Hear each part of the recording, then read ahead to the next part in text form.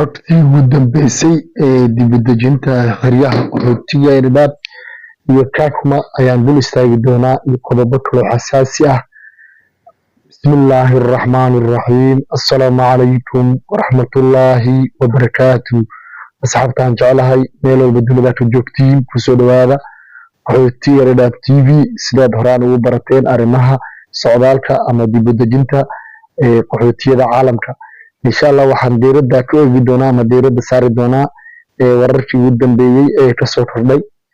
dib-u-dejinta xeryaha qaxootiga Dadaab iyo Kakuma ayaan dul istaagi doonaa isbuucii ugu dambeysay maanta oo ah Khamiis oo ku beegan taariikh 8 bisha 2/2024. insha Allah qodobadan ugu dooran waa wararkii ugu dambeeyay ayaan eegi doonaa. maalmahan u dambeysay shaqo fiican ayaa ka socotay Dadaab iyo Kakuma sababta tahay waxa u badneed waxa la IRC Africa qoladan dib-u-dejinta u qaabilsan IRC Africa badanaa GFA-da interview yeerto sidoo kale INS dadka u budurayso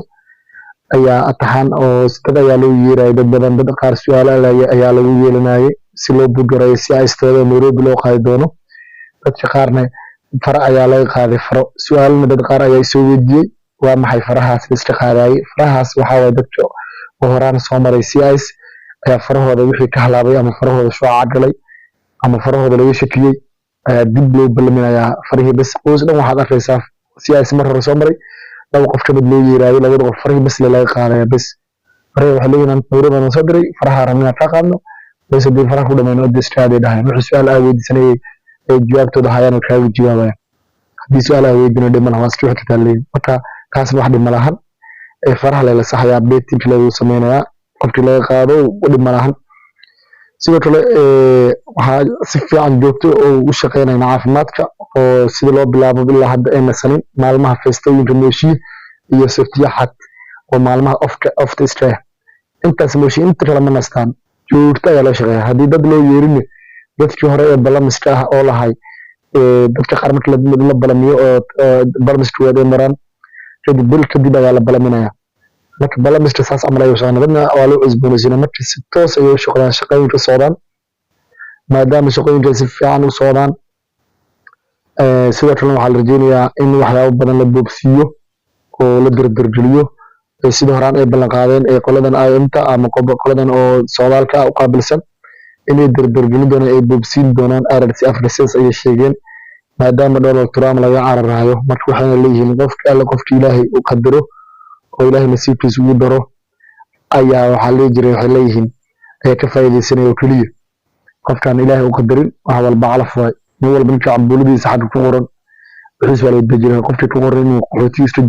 joogo sidoo kale waxa ka maqnaan isla sida Dadaab ay ka socoto shaqada sidoo kale Kakuma ay ka socotaa caafimaad ay ka socoto Kakuma waxa ka socda sidoo kale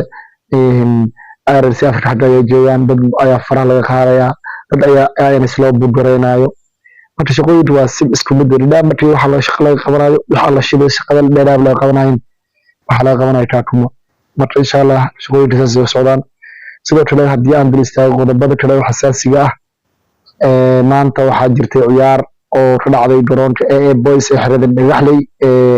league ayaa la qabtay leagueas oo 16 kooxood matalayeen maanta waxaa bilowday wareegga saddexaad ee guruubyada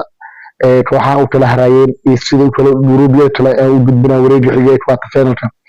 maanta waxaa dheeraan group A oo kamid ah Al Hayat iyo FC Dayax ayaa labadii eber dhiigeeda Al Hayat kaga adkaatay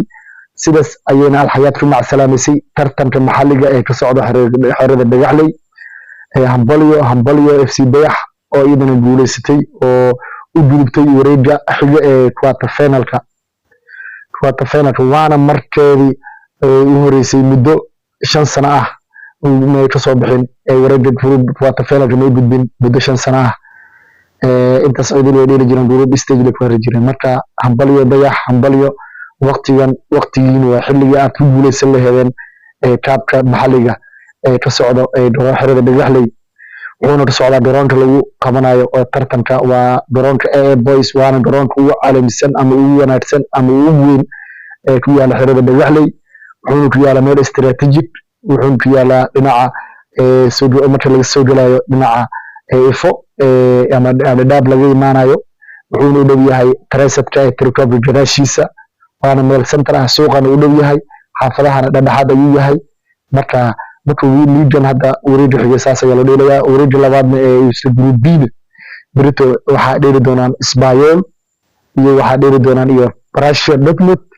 ayakana insha Allah ciyaartoodana soo tagin doonaan sida caadiyan aad ugu barteen insha Allah waana soo falaqayn doonaa ciyaaraha haddii markan intaa soo gaarto muuqaalka aad iyo aad u mahadsan tahay muuqaalkana like noo saar subscribe haddii hore noo saarna subscribe noo saaro gambaleelka furo si aad joogto u hesho warbixinadeena taxana ah muuqaalkana qaybta sheega dhac si asxaabtaada la wadaag filaxaada ha soo koobin aad iyo aad u mahadsantiin wabillahi tawfiiq